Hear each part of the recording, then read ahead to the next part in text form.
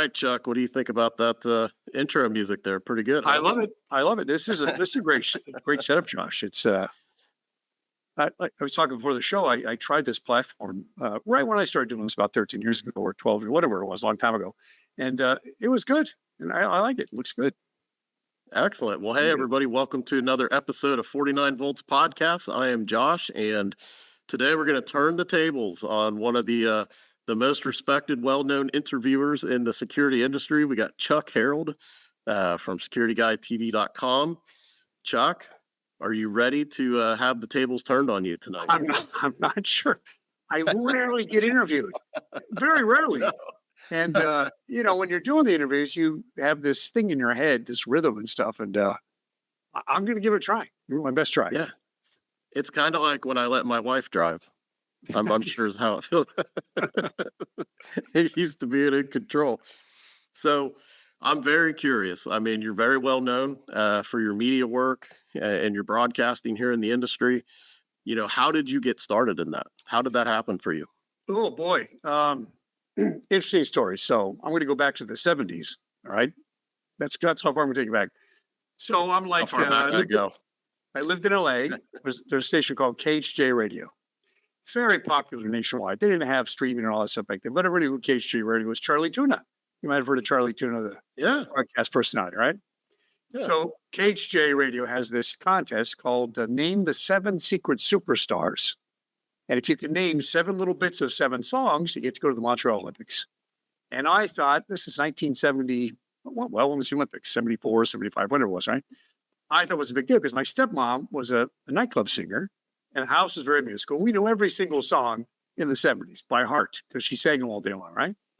So we call KHJ Radio and we get a business signal and somebody comes online and says, hello, hello, hello. Well, back then there was a thing called party lines, right? Or trunk line or whatever you want to call it. So our calls were not going to the KHJ Radio because the other guy was on there. So I take the phone and I say, hi, KHJ Radio, who's this? Oh, this is Steve. Dave, you can recommend me 7 Secret Stars. We're going to fly to Montreal for the Montreal Olympics. Go! So he starts saying, the Beatles. No, I'm sorry, that's wrong. He hangs up and we thought our phone's going to ring through to the station. No, people start calling our house. I start saying, hi, KHJ Radio, who's this?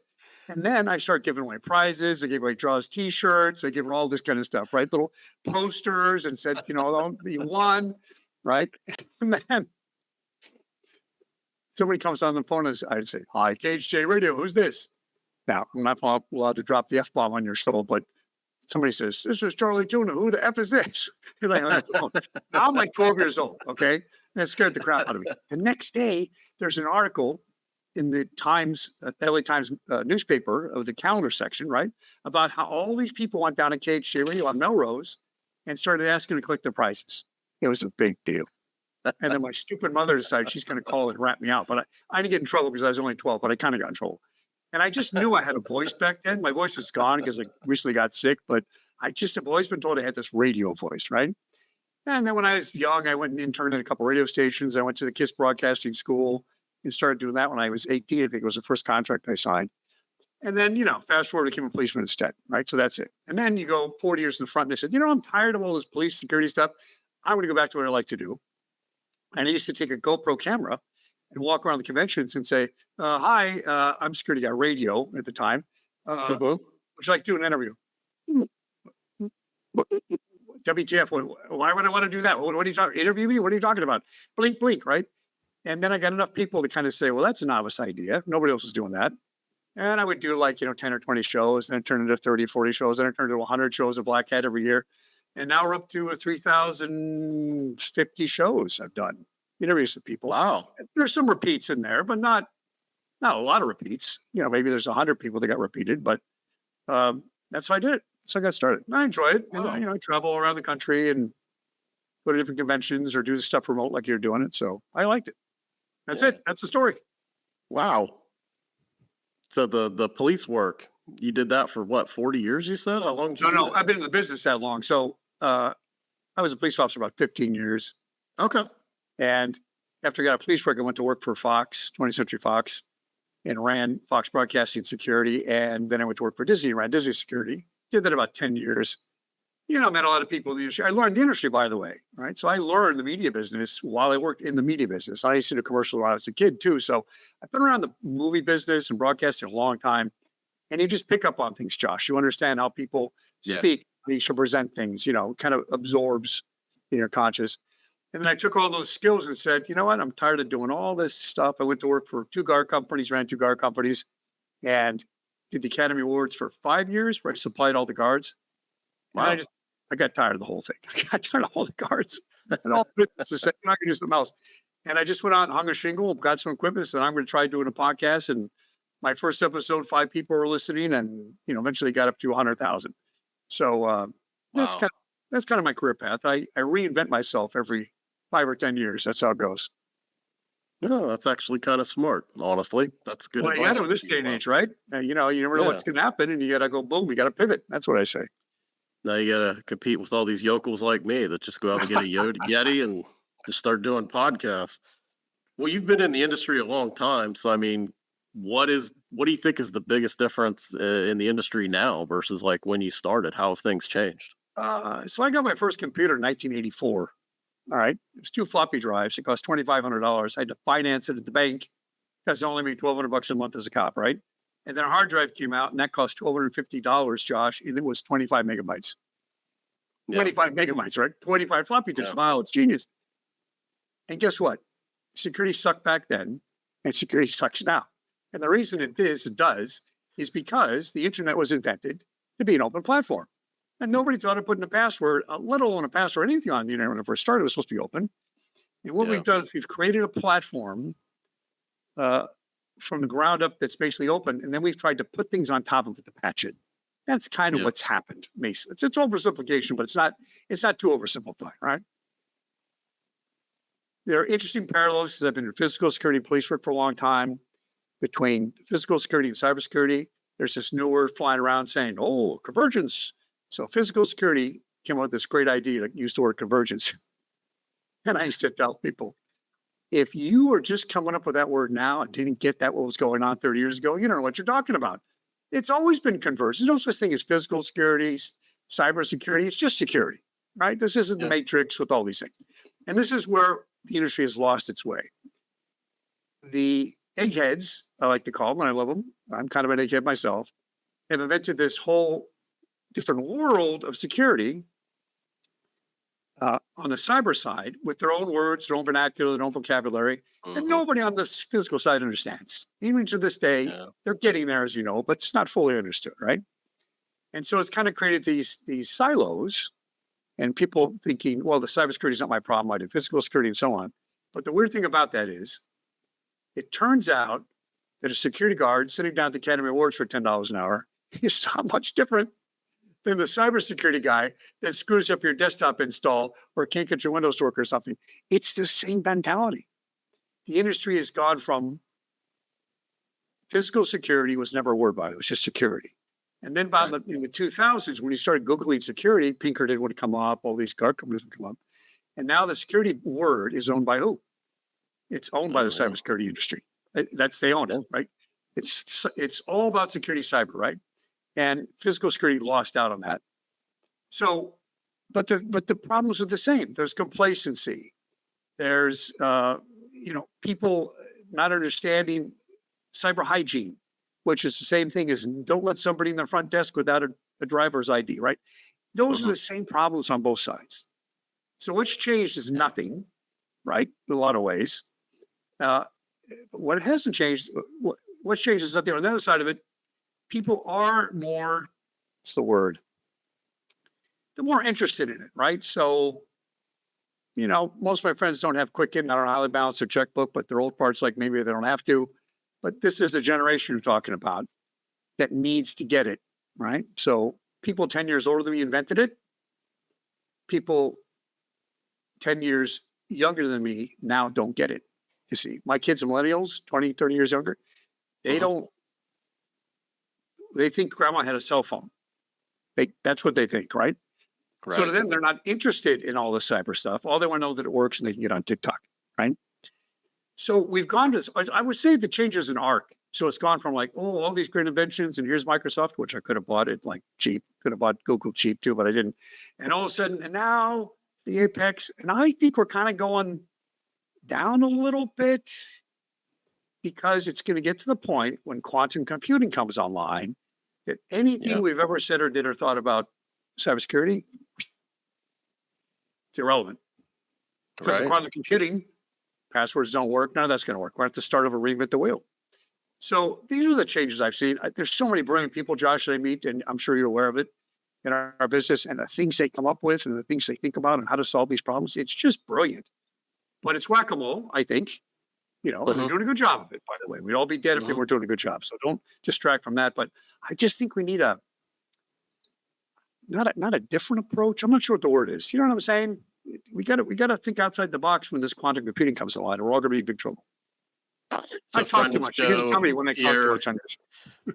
Well, that's good. It's a podcast, so we were hoping you would.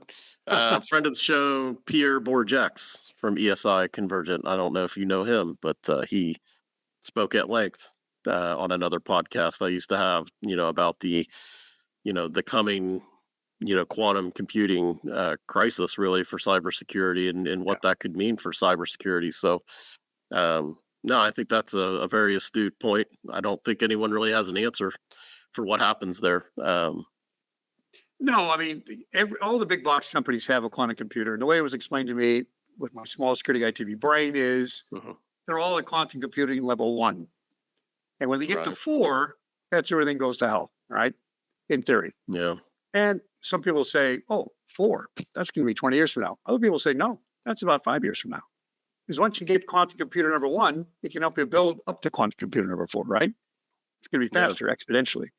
So I think that's one of the big changes, that we're kind of chasing things.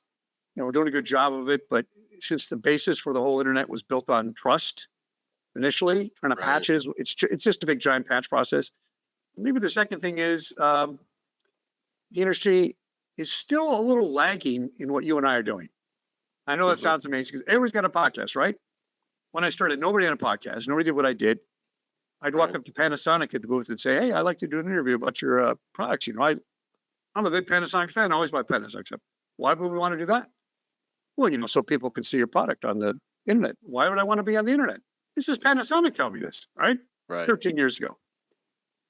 The security industry by nature has to be a little secret squirrel, a little confidential. And, that's perfectly normal. And I think this lends itself to have people not want to do things like this, like we're doing, right? And I think that might be part of the reason we're a little behind in this part of the business where, if you get a TikTok page for, what do you call those people? Influencers or people that do nothing. They're called influencers, right? and they make $1 million a year doing nothing. How much could you make if you took what we did and really polished it up into a money making machine, right? So it's an interesting business. I love it. And I love all the people I work with, and I have the best job in the world, and people are super smart and super nice. And I'm a reluctant observer, waiting for something to happen.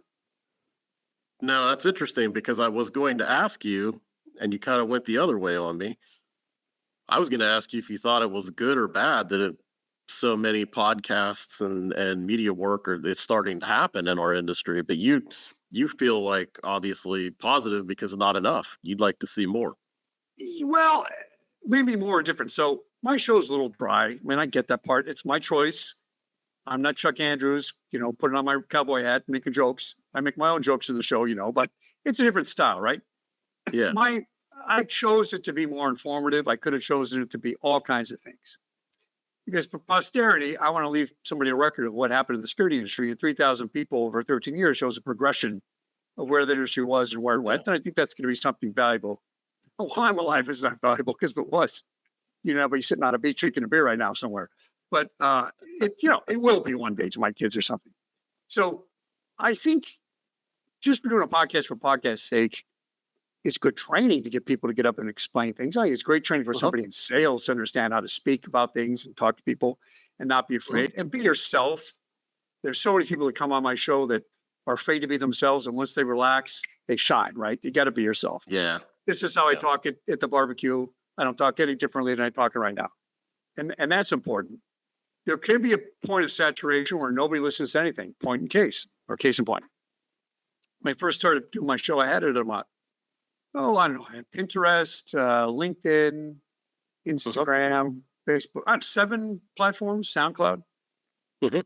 I used to get 3,000 views a video on LinkedIn, right? And then the LinkedIn police came in one day and says, "Well, that's too many. That's too many videos. You can't put up that many videos." And I said, "Well, no rule that says it's not fair to other people." And all of a sudden, they started throttling. So if I put up more than 3 videos in a row, nobody saw my videos. So I go from Mr. Popular 3,000 videos and all kinds of people watching these shows I do to 2 views. Yeah. So you know something's wrong with the algorithm, right? Yeah. I've been battling that my entire career, and I just ignored it. And I don't lie to people and say, "Oh, I have 1 million visitors," like all kinds of people do. I never say that. I say, "I'm going to help you enhance your personality and get yourself out there and talk about your product, and we're going to have fun doing it." And that's what I do. That's an honest Yeah. proposition. I don't BS people about, if I have this many clicks, you're going to get more money. I don't do that. So you can run a risk of getting stuck in some kind of niche. You're too prolific, right?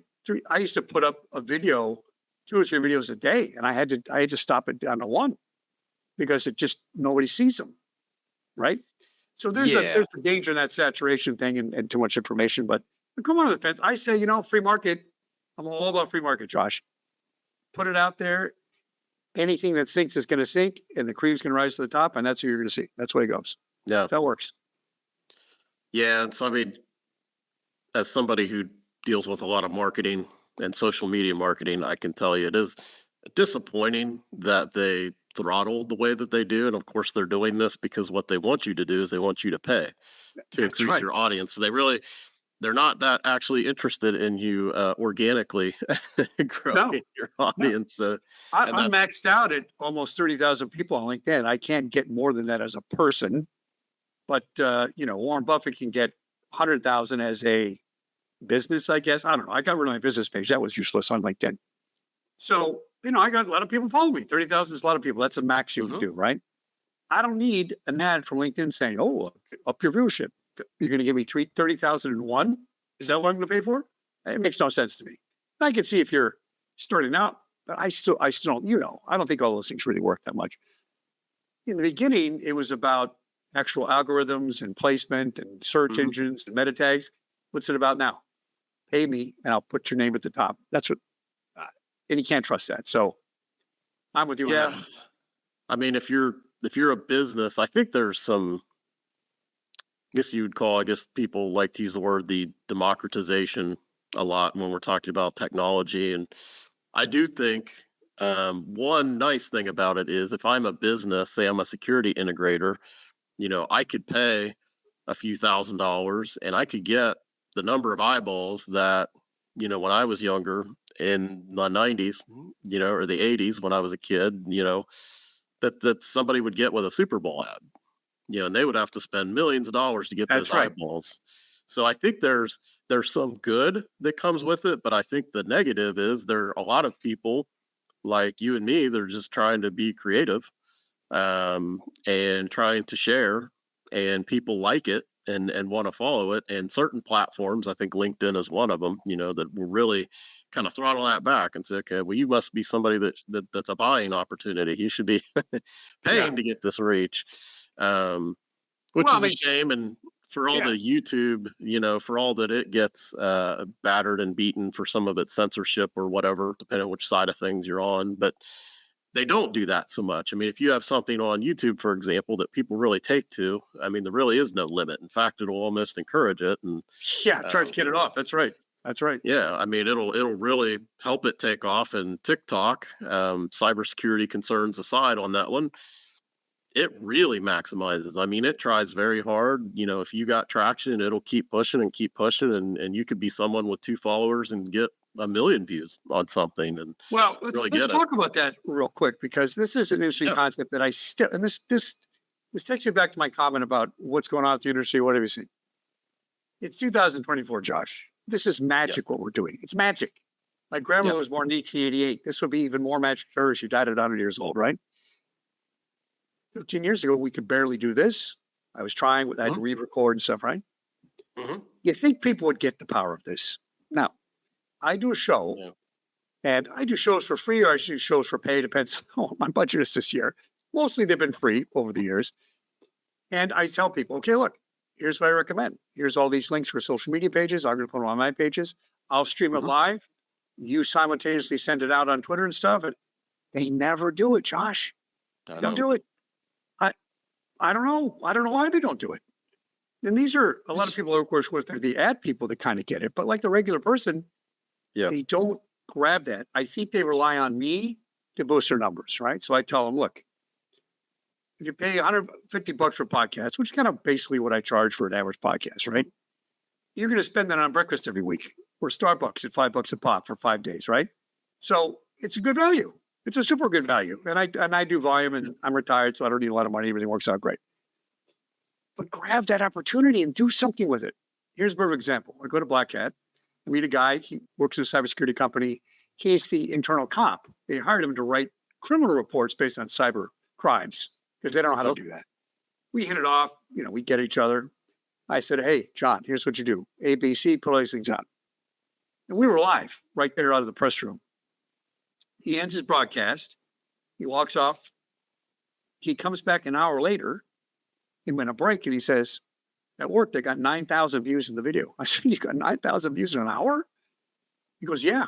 And then the next month he calls me, he's up to like 20,000 views in like 2 or 3 weeks. But he did what I told him to do, right? And most mhm. people don't.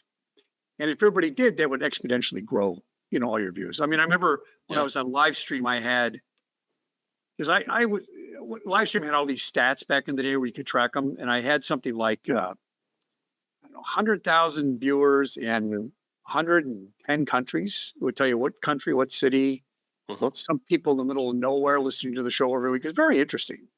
So these kind of things reach people, right? The question Yeah. is, what are you going to do about it? And how are you going to get out there? So I'm still surprised in the business that people don't grab somebody like me or you and say, you guys know how to do this crap. So you just let me turn it on and tell me what to do and put the links on it.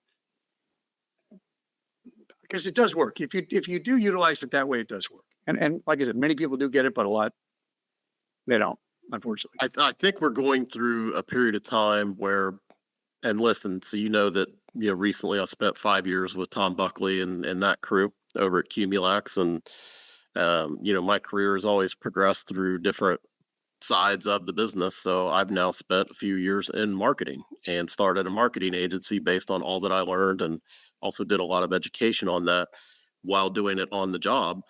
And that's when it clicked for me because I'll be honest with you, as someone in this business, I always kind of thought of social media, especially as just more of a problem. Like, Yeah, hey, no, I you could. shouldn't Yeah, be saying anything on here, and right. people will do something bad with it, and people will see that I had this shirt on and then this background, and they'll Yeah, figure things out, and somehow they're going to steal my safe. It just, there's all this negative, and then, I really started to understand the impact of it, and I thought, yeah, there can be negative depending on what you're doing with it, but there can be negative with anything if you don't use it right.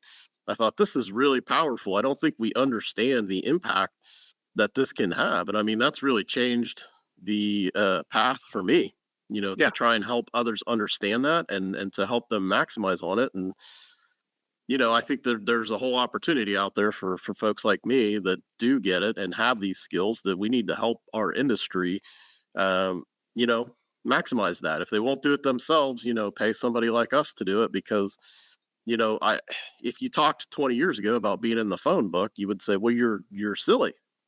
Like, how did you not pay the extra 25 bucks right. to for the ad? And what do you mean you didn't want your number listed in the phone? You're a business. What are you doing? Yep. That is today's world now, and it's not going to change. It's not going to go away. I mean, I That's an think astute that observation. And it would be an observation a security or law enforcement personnel would have of, a little suspicious, a little cautious. That's a great way to live. I'm very Mhm. cautious.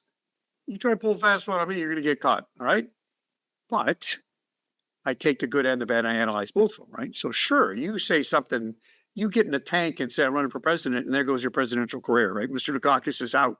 That was a bad press, a bad use of video back in the day. So social media can go bad. but it can also do incredible things to raise awareness on all kinds of things. Yes. Uh, I feel in our industry, I've gotten almost as far as I can go in our industry. Some might say I'm certainly the most prolific as far as I know. I don't think anybody's done as many things as I had, and I'll give myself a B plus on most of my stuff. So I'm not sure I can go any further because I'm not sure the industry would allow it now.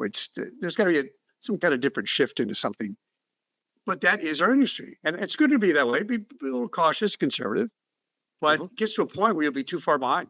It used to Yeah. be when I had my first computer in 1984, the chief came in and said, "What is that?" I said, "It's a personal computer. Get it out of here. We don't need police computers and police work." Police departments still call their dispatch system computer aided dispatch, CAD.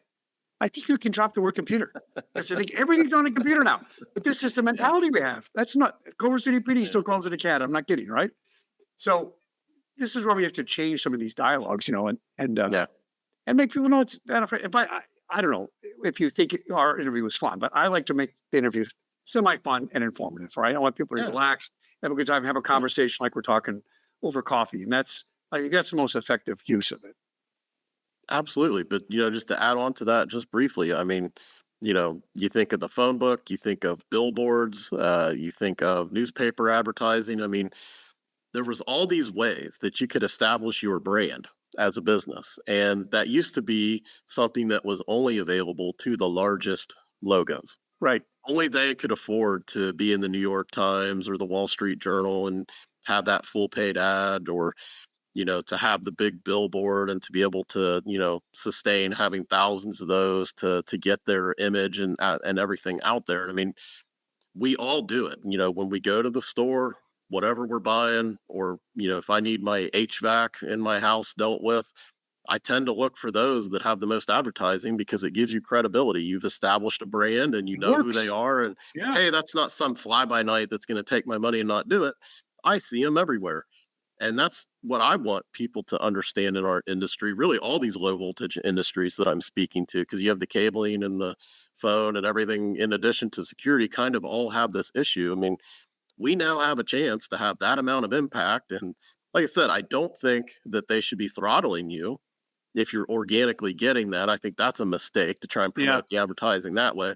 But at the same time, if I'm a business, at the very least, hire someone, like Bowman Vision to help you out, or do it yourself. I mean, you've got to have a company page. You've got to put some stuff out there about who you are and what you do. And I mean, this is the modern world now. It is like all of those advertising vehicles we had in the past are now available really to everybody, Yeah.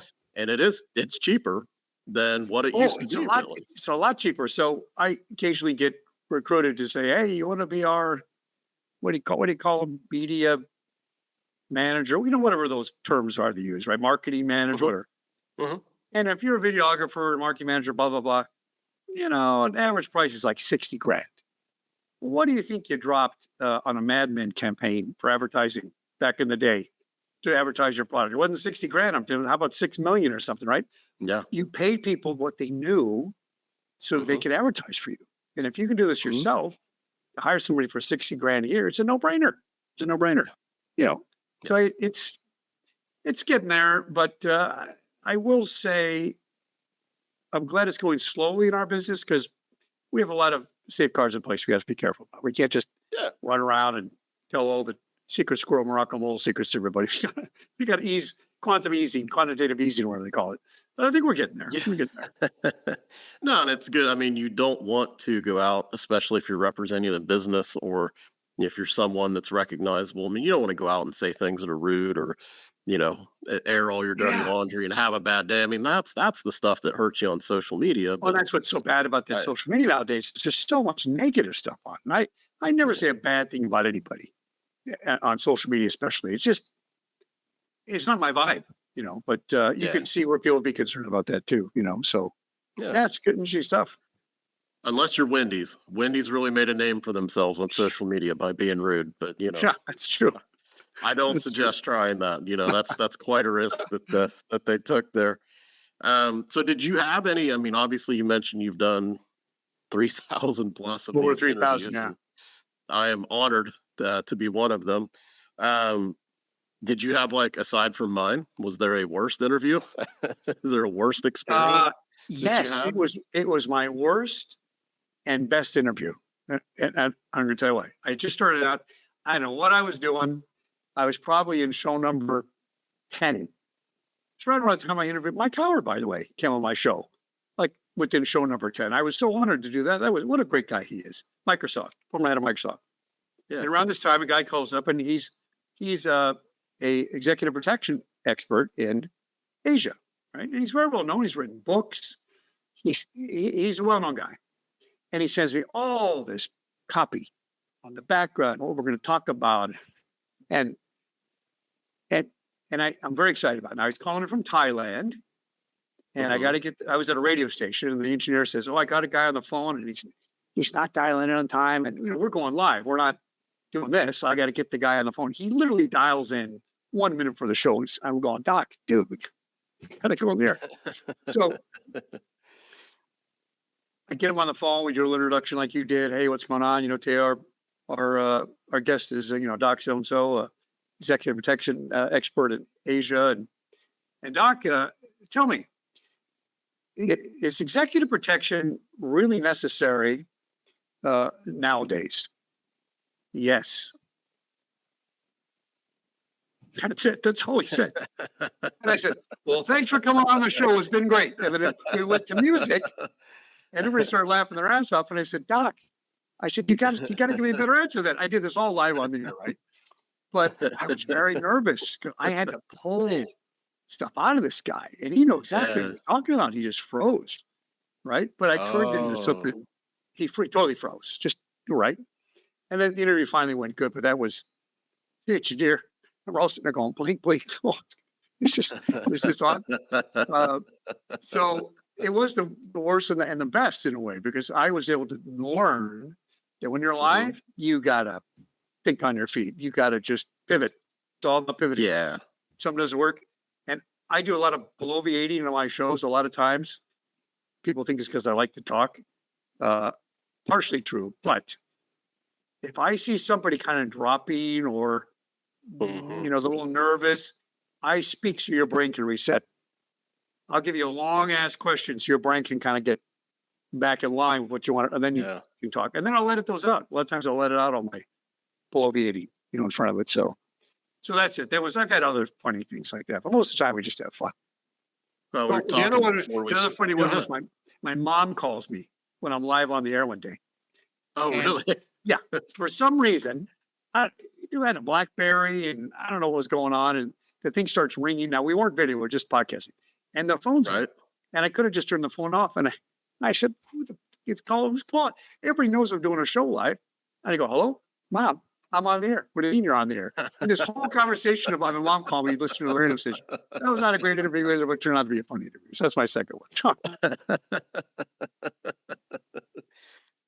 No, but to your point, we were talking a little bit earlier before we started. I mean, it really gets in people's heads a little bit. I mean, even these very innocent recorded podcasts where you're not live. I mean, it's hard for some people to do it. I'm actually Yeah, always really excited and kind of proud of the number of people that are actually nervous, which is a surprisingly high number. But I'm always really happy when they do it. They feel really good. I mean, you kind of see yeah. them. There's kind of a glow and an enthusiasm. They're really proud of themselves. So, It's uh, common, and I'll tell you this from my experience. So, Blackhead every year has a convention right next door to it, like the refrigerator convention or some innocuous convention, the pet convention you never heard of. That's going on when Blackhead's going on. So, if I was the Blackhead and the refrigerator convention came by and said, "Geez, our guest speaker just dropped dead. Can you come over here and talk for an hour about refrigerators until we get a new guy?" I said, "Sure." I wouldn't think twice about it. I go over and talk about refrigerators for an hour. yeah, That's how my brain thinks, right? yeah, What you might feel being nervous standing up in front of 1,000 people is the same physiological reaction, same physical feeling and butterflies with it. The same thing I get, I translate that into a 5 hour energy drink. Like, wow, this is exciting. And I got all yeah, these people and energy. And that's a good feeling to me. And for somebody that's nervous, it's a bad feeling. It's the same physiological reaction. So if you look at it that way and take that nervous energy that you have and turn it into your personality and be yourself, then it becomes very successful. And I don't know if you call that charisma. I don't know what you call it, but just being yourself is what makes people want to listen to you. Being genuine is the best Yeah. thing you can do. And if you don't know anything about refrigerators and you're BSing your way through the whole thing, people will know. They'll think it's funny. You might change your career to a stand-up comedian. So it doesn't matter. But you just got to try it, right? You got to get out there and try it. Well, my method is just so you know that most people, when they meet me, know immediately that they're smarter than me. So they're very much at ease and ready to talk, and they feel good. Well, I use that same Um, joke in cybersecurity. I say I've been often accused of being artificially intelligent. Not the same thing we're talking about today. You can use that joke if you want, by the way. I like it. I mean, yeah, that's a same joke, different words. I may use that. I may use that. So one thing that we hear a lot, when we talk on these different podcasts, and I'm sure something you think about is, we're always talking about how to get like younger folks in the industry and, Yeah. getting them set straight. And, we're always worried, do we have enough new people coming on board? I mean, for those that are young and in the industry, you've been around a while, you've seen a lot, you probably have a lot that you've reflected on and thought about over the years. I mean, if one of these young people in their early 20s came to you and said, I'm just getting started out in security, what advice would you have for them? What would you advise them on? So, it's an interesting question. The traditional pathways for security have always been almost exclusively, I'm retired out of law enforcement. Now I'm a security guy, right? That's just Yeah. the way it's been forever, right? And it's only until recently that security has been taught in colleges and so on and so forth, right? But that pathway was always just that transition. By the way, security and police work, nothing to do with each other. They're not even close to the same Yeah. thing. People think they are, but they're not. Your personality as a police officer may lend you to adapt, right? Because policemen have to adapt, but it's not the same discipline. High emotional intelligence. My father was a police officer, by the way. There you go. I You grew get it. up That's around right. High that. emotional Yeah. So, I intelligence. mean, That's right. I'm a Yeah. nepo baby when we talk Yeah. about the law enforcement approach, but as a police officer, you really have to have a high emotional intelligence. You better, or you'll be Take you dead. through, That's right. yeah, That's exactly right. yeah, So I'll tell you one thing I've discovered, and you see some people on LinkedIn that are security influencers, never had a job a day in their life, but boy, they get thousands of views talking about security, and I say good for them, right? I've Mhm. already had my executive job. I'm done with all kind of stuff. The smartest people I've met in the business, and I'm going to tell you one guy right now, Sean Aarons. He's the smartest guy I've ever met in security. Who's going to be a policeman? Didn't become a policeman. It's academic. He hasn't run a guard company. He hasn't run corporate security at Fox and Disney. He studied it. He went to school. That guy knows so much about security. It's unbelievable. This is what I call the academic version of security, where mine was school of hard knocks. And I learned everything by doing it and all that kind of stuff. Old school, right? Maybe not Yep. as valuable these days because the world's too big and scary. I would encourage people to study, to get some degrees and that kind of thing. I think, and I'm a guy that has no college degree, by the way, so I'm not a big college guy. But in that business, if you have a degree, and I don't mean certificates from organizations, that's just to make money, but an actual degree in, planning, there's security by design and architecture. There's all kinds of things that in security are very interesting. They're connected to other industries. I would start doing that. You just got to go down to community college and get an AA in something and get a little certificate and get involved. And I didn't used to think it was possible to obtain my level of expertise without working at it for 42 years because, starting the police working all the way here. I think it is. Mhm. Now, it's not going to take you 42 years, maybe. Maybe it's going to take you less time because my mistakes are my learning platform, right? And if you learn it by the book, I think it's really valuable. The second thing is you got to get a mentor. You got to get somebody that's going to help you out and say, you know what, I like this kid. I'm running a guard company, and this is for guards. That guard on Jimmy Kimmel. The guy on Jimmy Kimmel Live, the guard. Yeah, yeah. I hired that guy. I hired that guy. Oh, really? He was one of my guards. Yeah, good for him. Never saw a penny No out way. of that one. Yeah. So you help people up, right? And if you can get a mentor and something then I would focus on a specialty. I mean, there's security is kind of like nursing or medicine. There are so many fields in it. People don't realize Mhm. the different levels. And I'm going to say this because I'm going to contradict myself, but that's okay because I can. Uh, I'd side on the cybersecurity side and learning that Uh-huh. because when I started doing my show and talking to people that know this stuff because they hire people, there was a 1 million person shortage in the cybersecurity industry. And somebody Yeah. told me the other day, I haven't verified it, it's closer to 2 to 3 million now. It's not good. That's not good for the Mm. world. All right. And here's what you need to do to be a cybersecurity expert: be able to think and reason, and Mhm. somebody's going to pay you to train you. Right. So my son has a degree in mathematics. He didn't know what to do. His self-esteem was, oh, I can't find a job right out of college. I said, Max, go apply for cybersecurity. I don't know anything about computers. But he could think and reason, and they trained him. They paid his whole training, and now he's working for Intel doing great, right? Yeah. So if you have an interest and you keep that, maintain that interest, and you have a basic aptitude to learn, you'll be trained and you'll have a job forever in the cybersecurity industry. And again, that's converging. And my refrigerator might kill me if I don't order milk tomorrow because it's so Internet of Things. So everything's sci-fi, right? And everything's Wi-Fi. But call it cybersecurity. There's help desk people. There's my son does something with freaking microscopes, and I don't know what it's all top secret stuff. Mhm. You can do a lot of things. So that's where I would focus. Get a little training. And for training, by the way, you can go online and you Mhm. can take these classes and get these certificates in cybersecurity. And I forgot all the acronyms because I don't, I don't get academia, right?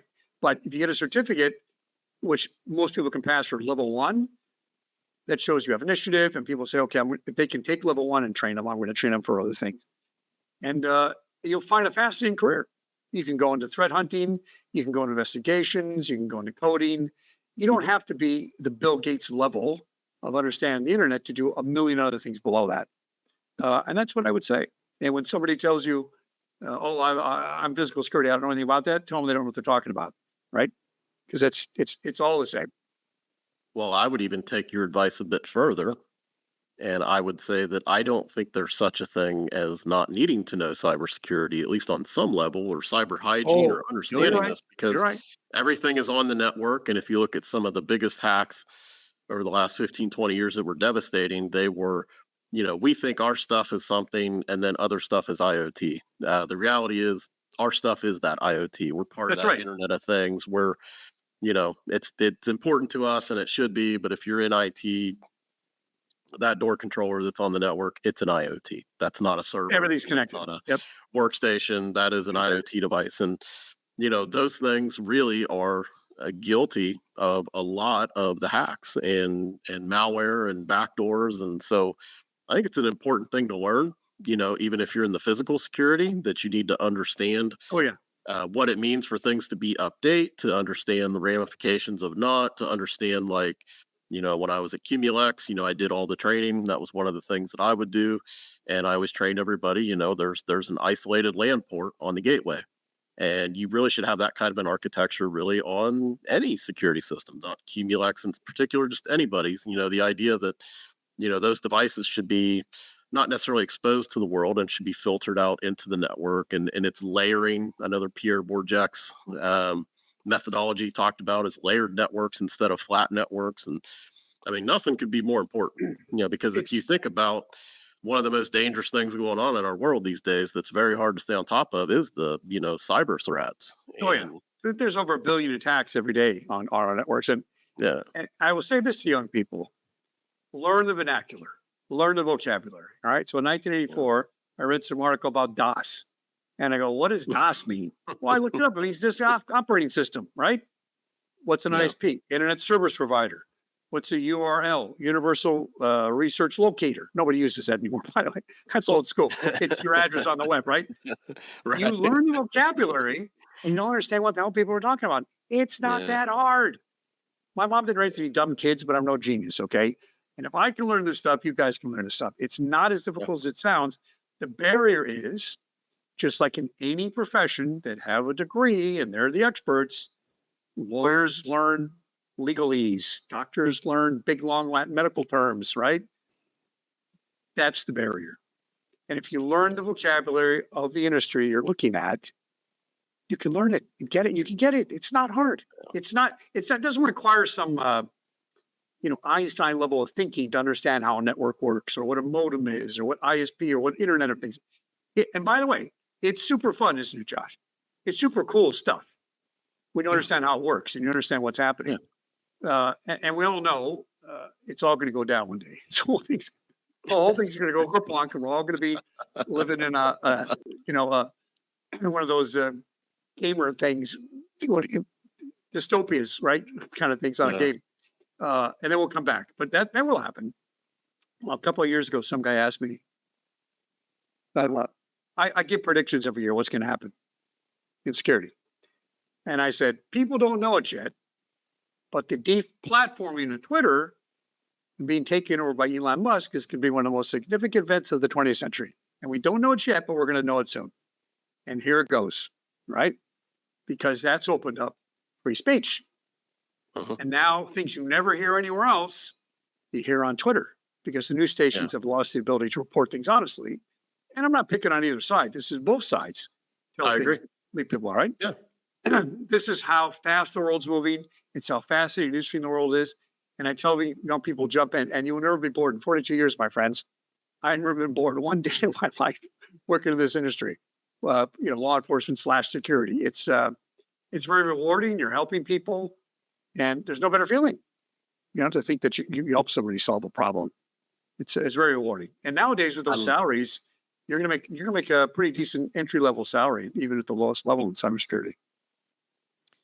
And you're never going to get bored because that stuff is changing literally by the day, if not by the hour. I mean, I'm just going to challenge you, right? So I mean, some things are a little like that hurts my head to think that, and I gotta think about how to remember that. That hurts my head, but it'll get in your head and you'll get it, and that's a challenge too. That makes it not boring. Learning something. Yeah.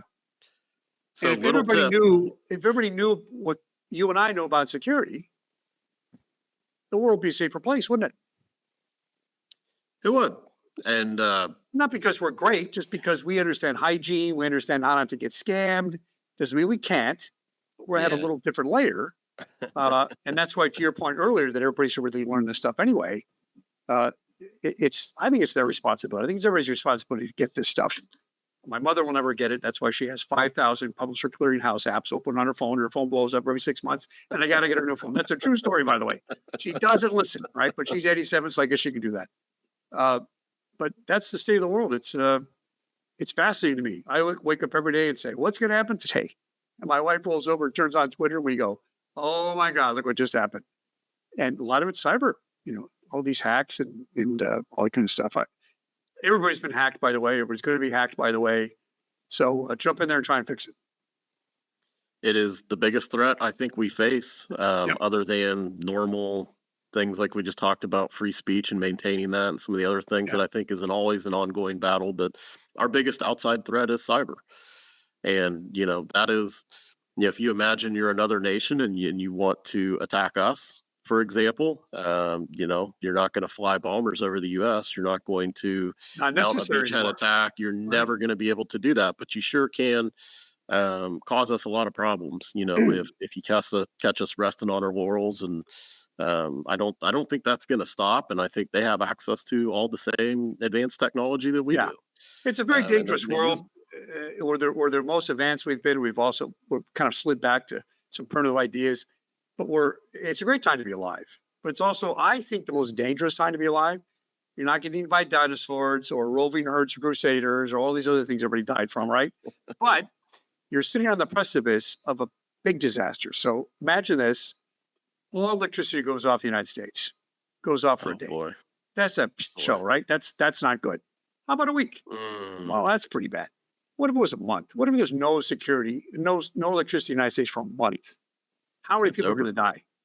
A lot of people are going to die doing nothing. Air conditioning, hospitals, ventilators, food chains. And after a year, no electricity in the United States, it's going to look like medieval Europe, right? That's a plausibility.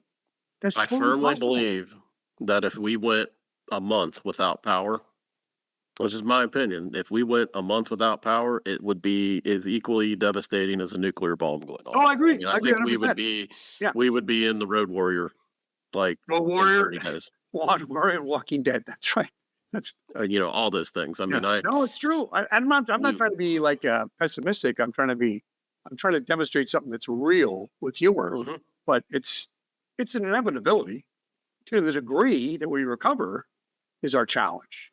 If you believe you're going to get hit and you do what you can and you stop at that, you're not doing what you're supposed to do. Your bigger planning is, your bigger planning is recovery. Your bigger Yeah. plan to be resilient is, I'm going to get hit. It's going to go down. How prepared am I to recover? That's the secret right there. That I don't think a lot of people focus on. And I think if we No, I did think that, you're we'd be much safer. So. Well, I Well, feel those so much are- better doing all this talking. I never get to talk. Yeah, I Because love it. I guess talk.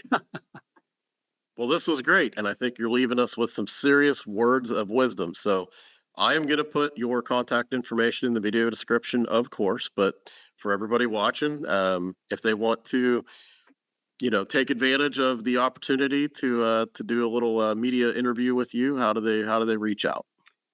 So you can go to securityguidetv.com, that forwards my Vimeo page. And if you want to book a show, you go to Calendly. I can barely say it, but everybody knows who Calendly is, right? And it's /SGTV, Security Guide TV, Perfect. SGTV. It's super easy. And you can see my platforms of booking and go from there. Yeah. I love it. Well, this is a great honor for someone like me, a young buck podcaster, to have someone of your stature on the show. So it means a lot that you would take the time to come on, and said I did not disappoint. I thought you would have a lot of great stories, and I think it was really awesome that we finally get a chance to hear you tell how you see the world. So thanks for doing that, and I will be watching the next 3,000 or how many you do. All right, Geriatric well, radio. That's what they'll call it next time. Security yeah, geriatric. keep it going. Yeah, with Josh, advances thank in you very much. technology. I've had a lot of fun, and I'm honored you called me. I don't get invitations like this. I think I don't because a lot of people think, oh, he's not going to want to come on the show and do that. I think that's what people think. Yeah. I love coming on And talking. I thought that too, but I ask anyway. That's just how There I you do go. it. And look So what I'm happened. really There you glad go. I did. There Let's you do go. it again. So Let's do a we monthly will. update of what's going on. That'd be fun. You I'm come on all my in on show. that. We'll switch shows. Yeah, that'd be fun to do that. You're getting me excited. I would definitely do that. So thanks again to Chuck Harold. Again, very excited to have someone of his stature on the show. And for the rest of you, thanks for watching again. Make sure to follow us on bowmanvisionmedia.com. And we have more great guests coming your way soon. Thanks so much. See you next time.